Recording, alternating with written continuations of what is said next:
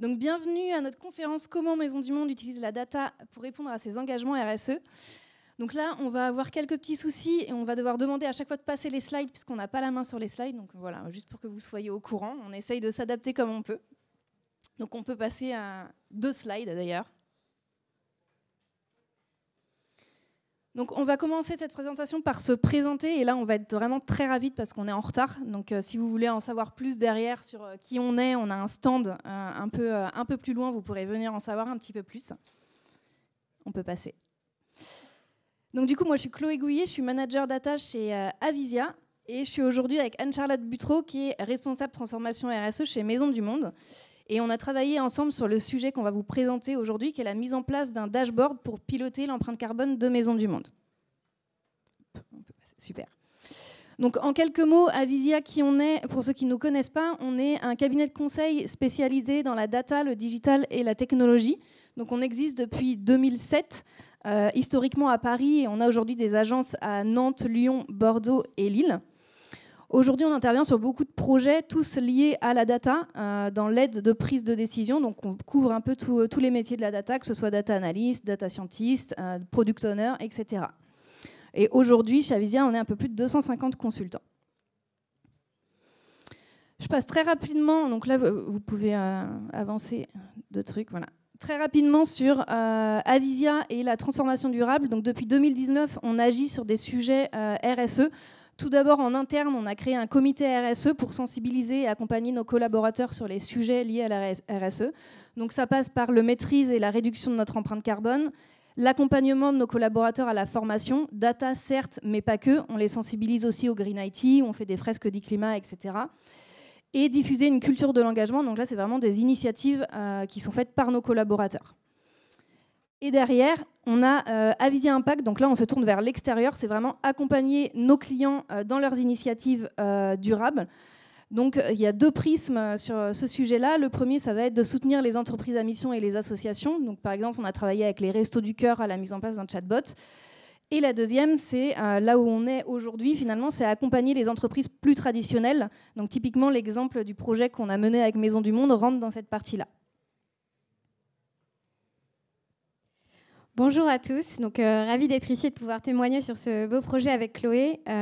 Avant de rentrer dans le projet, je vais expliquer rapidement qui est Maisons du Monde. Donc, tout commence par notre raison d'être. Cette raison d'être en fait, qui a été créée à la fin de l'année 2021 et qui nous guide au quotidien, c'est-à-dire inspirer à chacun l'envie de s'ouvrir au monde pour créer ensemble des lieux de vie uniques, chaleureux et durables.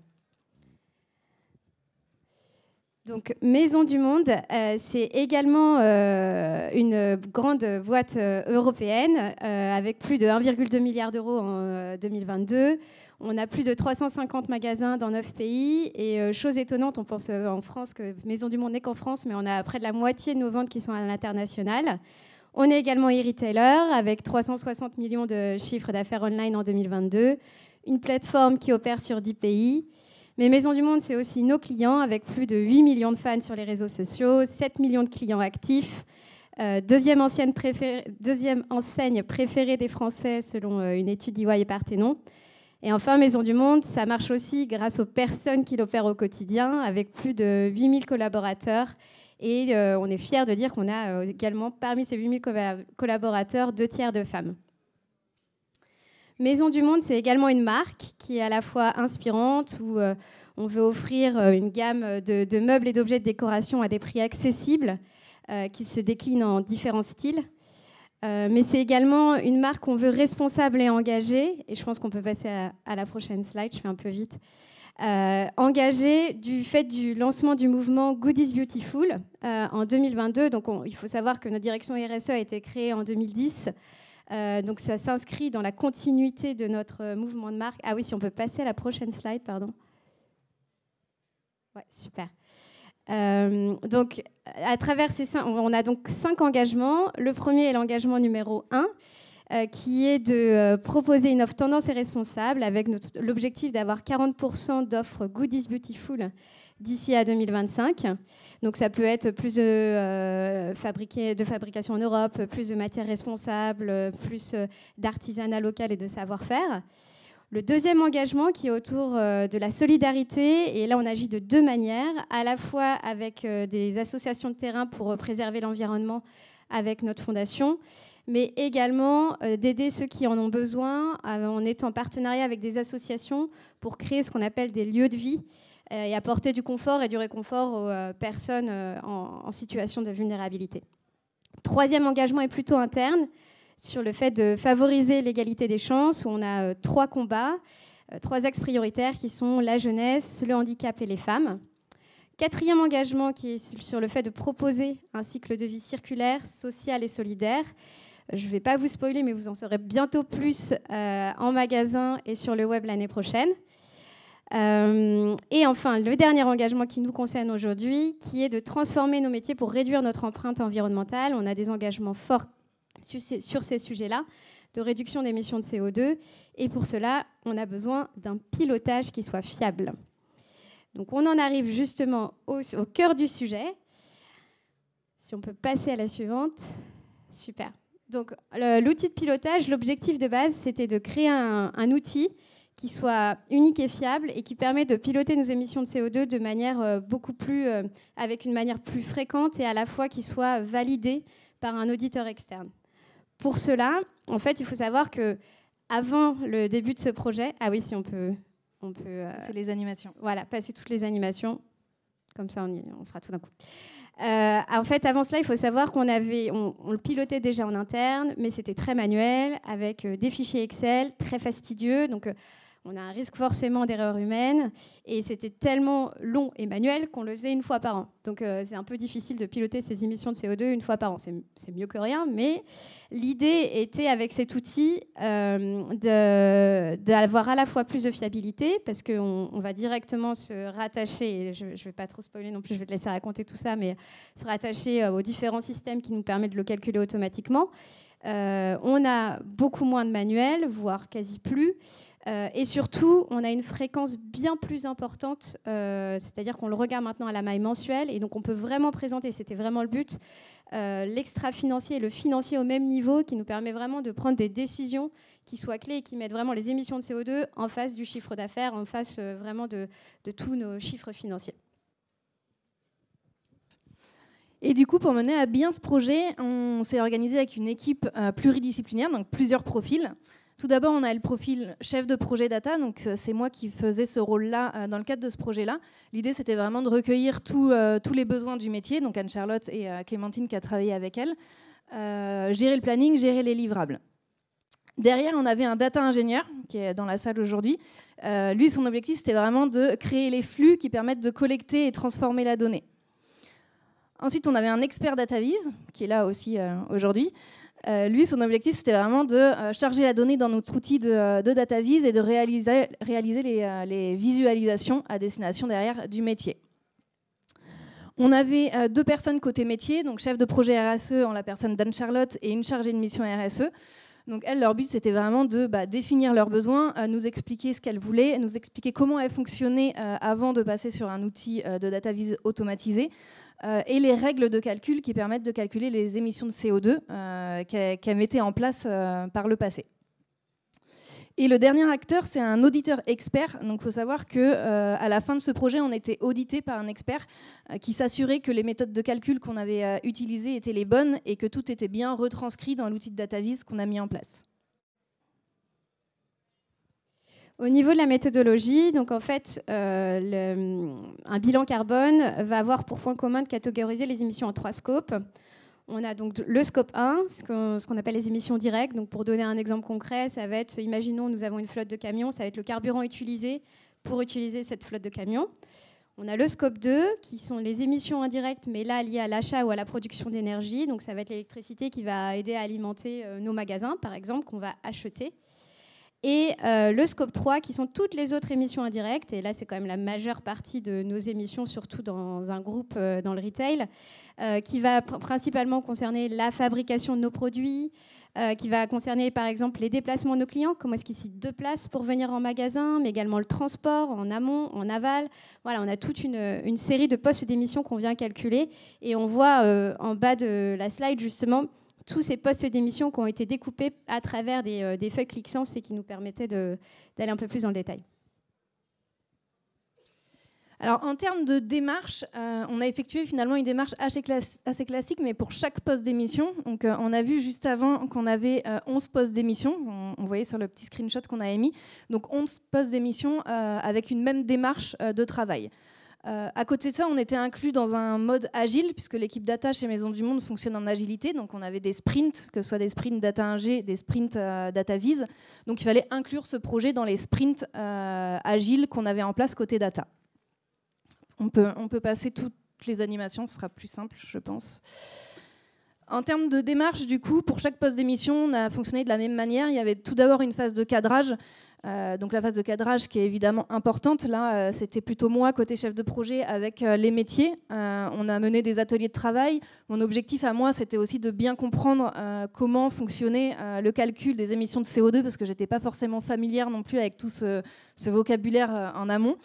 Donc vraiment bien comprendre ça, comprendre les règles de calcul, comprendre les données qui étaient utilisées quand c'était fait de manière manuelle. Et derrière, pouvoir rédiger finalement des specs techniques à destination de notre data ingé et notre expert data vis.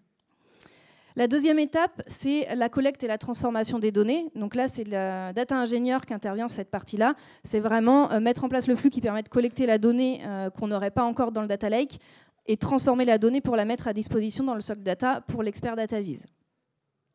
La troisième phase, c'est l'exploitation et la restitution. Donc là, c'est l'expert data vis qui va intervenir sur cette phase. C'est vraiment exploiter la donnée qui lui est mise à disposition, la charger dans l'outil ClickSense, qui est l'outil de data vis qu'on a utilisé, mettre en place les visualisations, mais mettre en place aussi des mesures, des dimensions qui permettent d'alimenter la vis. Ensuite, on a des phases de recettes, évidemment, recettes techniques et recettes fonctionnelles. L'idée, c'est de s'assurer de la véracité et de la fiabilité des chiffres qu'on va exposer. Donc les phases de recettes, ça peut entraîner un retour arrière sur les phases en amont, ou si tout est OK et tout est validé dans les deux recettes techniques et fonctionnelles, on passe à la mise en production, qui est la dernière étape. Et qui dit mise en production, dit orchestration des flux. Donc de la collecte jusqu'à la mise à jour du dashboard, on va orchestrer les flux et mettre en production le dashboard pour le rendre accessible à tout le monde. Ensuite, je vous ai fait un petit schéma quand même pour vous montrer l'architecture. Et là, je vais me lever, ça va être plus simple parce que je vais aller devant l'écran. Je choisis celui-là. Alors, en termes de stack technique, chez Maisons du Monde, on est sur GCP, donc on a Google BigQuery qui nous permet de faire nos requêtes et de stocker nos données. Et aujourd'hui, on avait quand même pas mal d'éléments à disposition dans notre data lake. On avait tout ce qui est référentiel produit, les données de vente, que ce soit en magasin, sur le web, les données de transport de logistique, de trafic web. Et il nous manquait quand même pas mal d'éléments. Et c'est dans ce fichier base CO2, on l'a appelé base CO2, où on va finalement aller récupérer tous les éléments manquants. C'est des éléments qui sont encore renseignés manuellement aujourd'hui, mais qu'on essaye d'automatiser, de continuer à automatiser dans la récupération.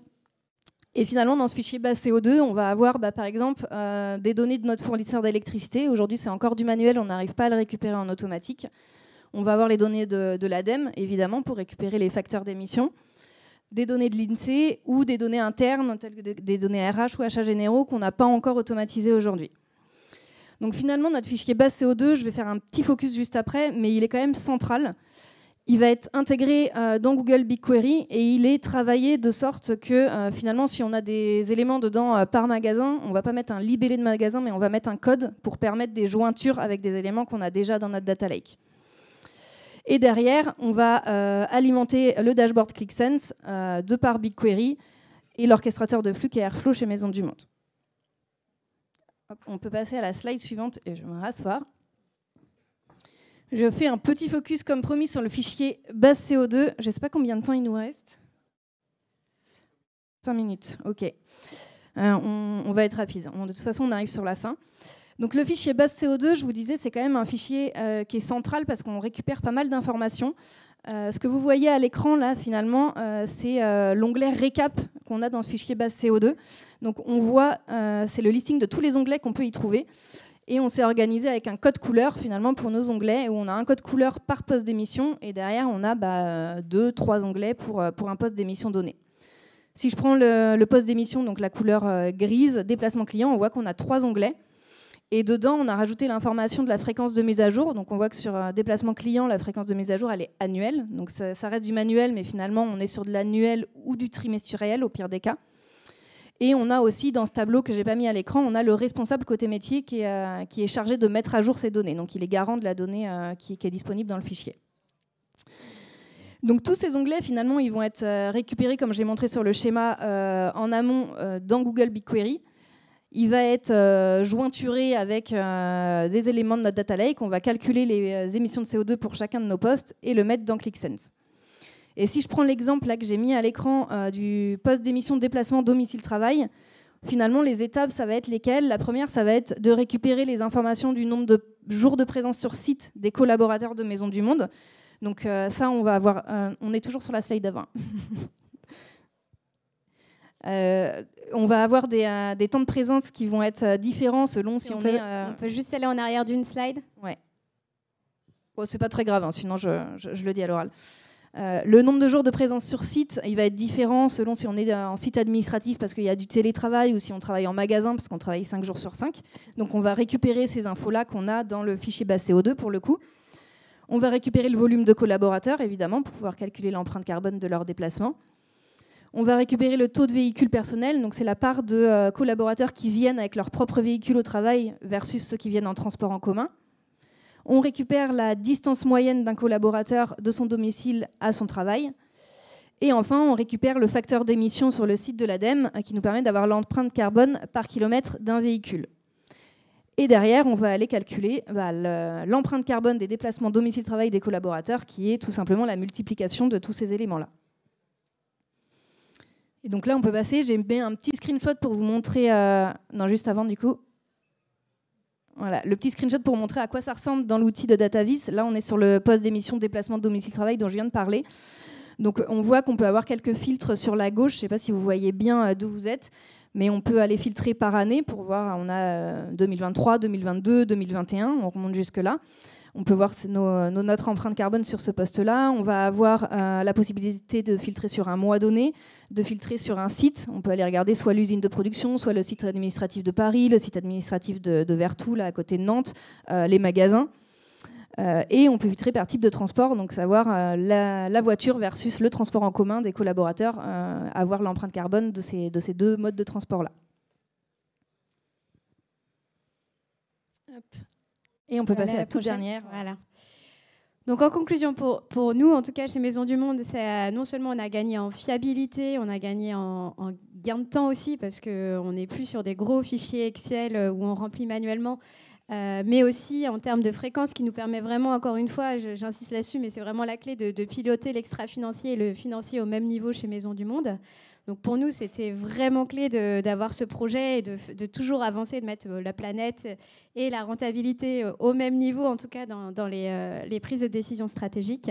Donc pour nous, ça a été une vraie avancée et on continue de l'évoluer un peu au fur et à mesure. Enfin, on a une première base, mais l'idée, c'est toujours d'être en amélioration continue. Exactement. L'idée, c'est que ce projet, on a fait une grosse version 1 sur la fin d'année 2022 parce qu'on était attendu pour auditer finalement ce qu'on avait mis en place. Mais derrière, il y a des évolutions constantes. Ça peut être des évolutions en termes d'automatisation. On va chercher à automatiser de plus en plus ce qui est manuel aujourd'hui. Donc, on parlait du fournisseur d'électricité aujourd'hui qui est manuel. Demain, on essaye de récupérer via des API ou autres et de l'avoir de manière automatisée, qu'on ait pu à récupérer les infos et les mettre dans notre fichier base CO2. Ça peut être des données RH qu'on va essayer d'automatiser aussi par la suite. Et derrière, la deuxième évolution, c'est l'ajout de nouveaux postes d'émission. Aujourd'hui, on en a 11, mais typiquement, aujourd'hui, l'équipe RSE travaille à d'autres postes d'émission qui tournent autour du digital, mesurer des empreintes carbone sur d'autres éléments. Donc voilà, je vois qu'il nous reste 1 minute. Nous, on a terminé, donc on a peut-être 1 minute de questions. Sinon, alors j'ai mis ici pour vous montrer, on a un stand pour répondre à des questions si vous voulez passer. La prochaine, c'est ouais, super.